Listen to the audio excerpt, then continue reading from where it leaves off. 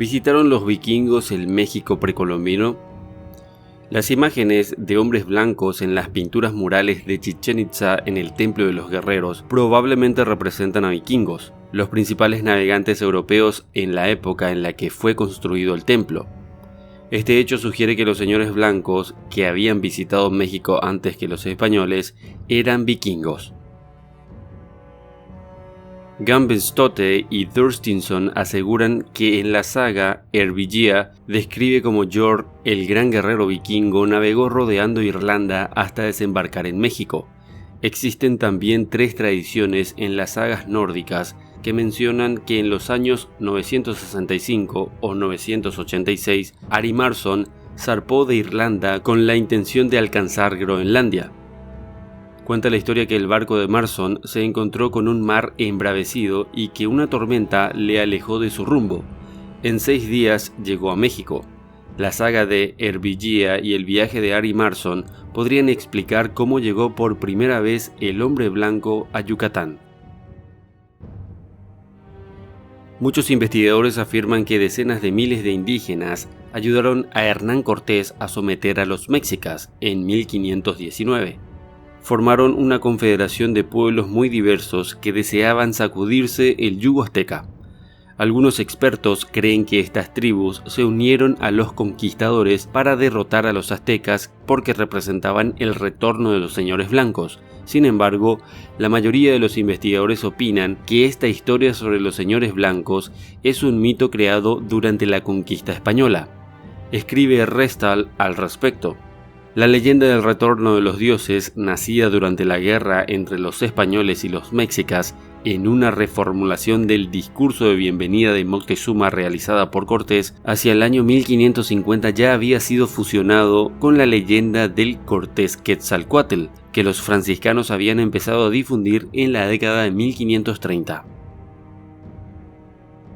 Pero la historia de los señores blancos en el México precolombino podría tener su explicación. El Templo de los Guerreros de Chichén Itzá sugiere que los europeos ya habían visitado México entre los años 600 y 900. En los murales del templo aparecen individuos de piel blanca, negra y morena. En algunas de las imágenes se observan blancos combatiendo y también cautivos de los negros. El libro Esoterismo del Popol Vuh, obra de Rafael Girard, tiene un capítulo dedicado a la danza de los gigantes.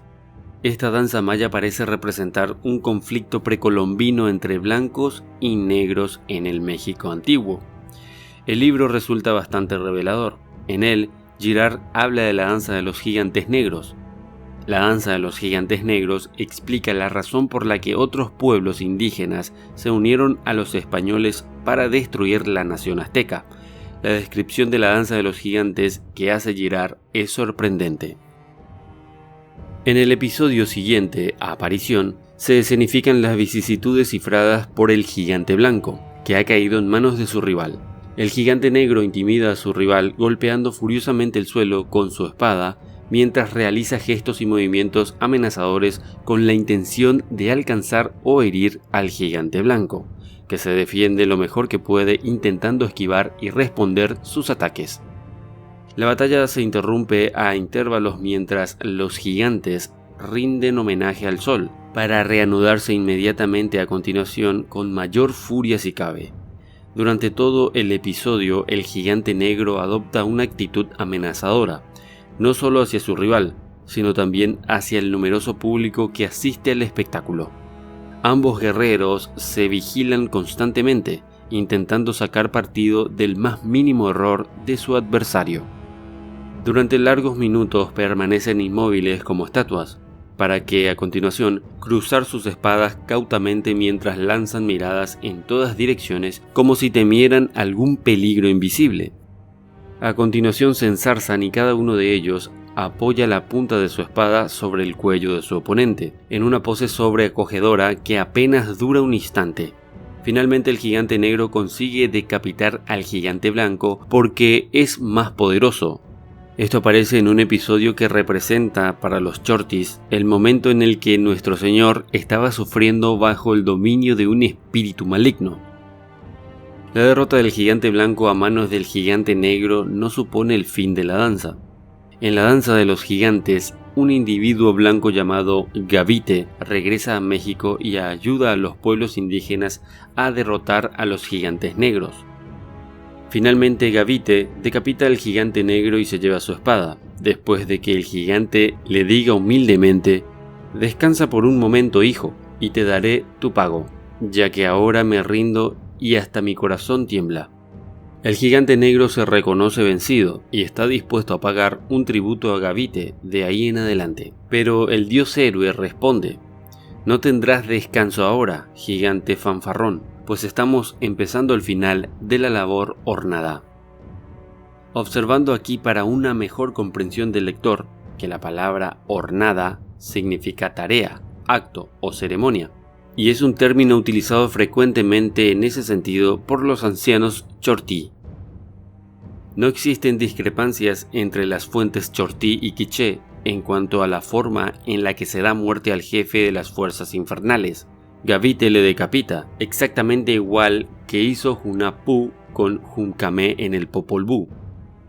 Lo primero que cortó fue la cabeza de Juncamé, gran señor de Xibalba, ofreciendo la cabeza y la espada del gigante negro como trofeos al rey y al capitán.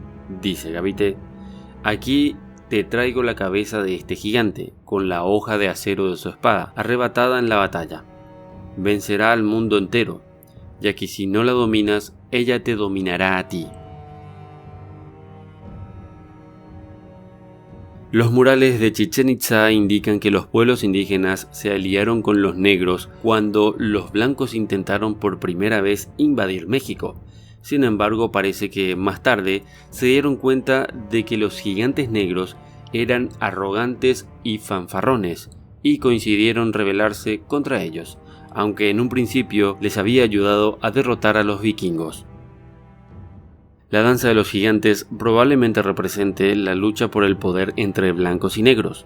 Los blancos perdieron la primera batalla, como se observa en los murales de Chichén Itzá, pero los pueblos mayas habían sido utilizados como peones por los negros para derrotar a los blancos. En uno de los murales se puede ver a un hombre de cabellos rubios a punto de ser sacrificado por dos hombres negros.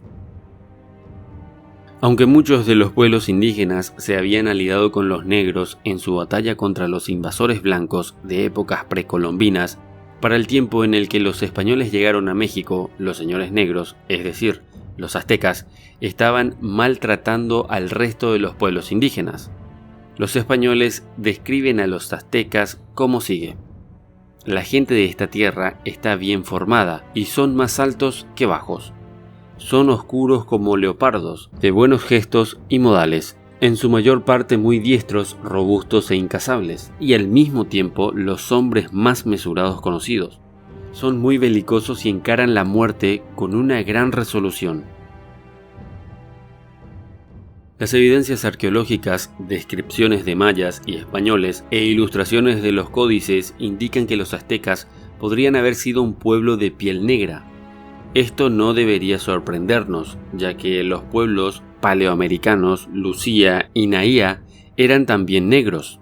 Además de las crónicas españolas, en la que se dice que los aztecas eran negros, como leopardos y jaguares, los mayas llamaban a los aztecas xilán, de cabellos rizados y encrespados, algo característico de los africanos subsaharianos.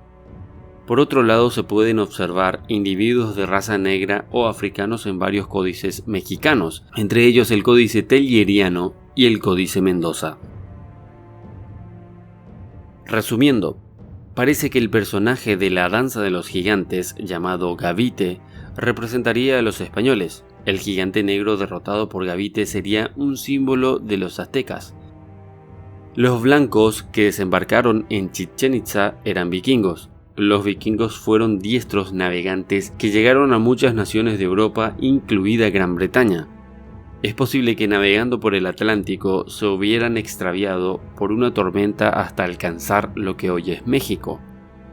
Como indica Dennis Tetlock en el Popol Vuh, el libro maya del nacimiento de la vida, no sabían a dónde se dirigían.